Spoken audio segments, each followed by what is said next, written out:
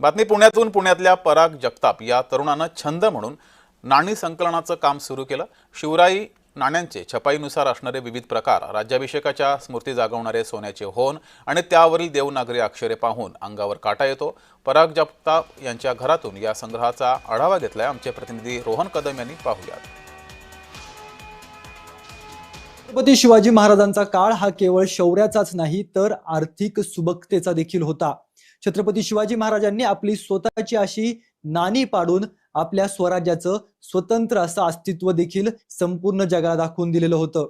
आणि याच छत्रपती शिवाजी महाराजांच्या स्वतःच्या नाण्यांचा संग्रह पुण्यातील पराग जगताप हा तरुण करतोय। आपण पाहतोय की त्यांच्या घरामध्ये जवळपास छत्रपती शिवाजी महाराजांच्या काळातील 3000हून अधिकची नाणी तर इतर देखील नाणी जी आहेत ती पाहायला मिळतात। आणि यामुळेच छत्रपती शिवाजी महाराजांनी त्यांची आर्थिक सुबकता स्वराज्यामध्ये कशा पद्धतीने केलेली होती आणि स्वतःचं अस्तित्व या सगळ्यामध्ये कसं जपलेलं होतं याचं उत्तम उदाहरण जे आहे ते या सगळ्यातून पाहायला मिळतं। शिवरायांचा इतिहास आपल्या घरामध्ये जोपासण्याचं काम या पराग जगताप या अवल्याने केलेलं आपल्याला पाहायला मिळत आहे।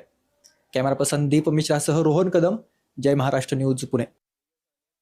तर ज्याने ही नाणी संकलित केलेली आहेत त्यांची ही प्रतिक्रिया समोर आली, त्यांच्या भावना समोर आल्यात। पराग जगताप काय म्हणतात पाहूयात। नाणी मी गोळा करत होतो आणि त्यात शिवाजी महाराजांची कुठली वस्तू जरी मिळाली तरी आनंद किती असतो हे सांगण्यासारखं नाहीये। तर मला ते मिळालं।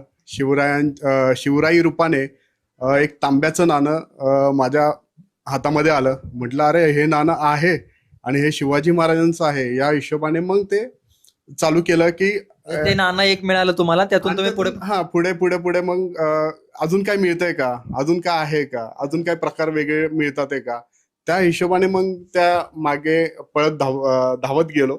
आणि आज हा तुमच्या समोरचा हा जो आहे संग्रह तुमच्या समोर आहे।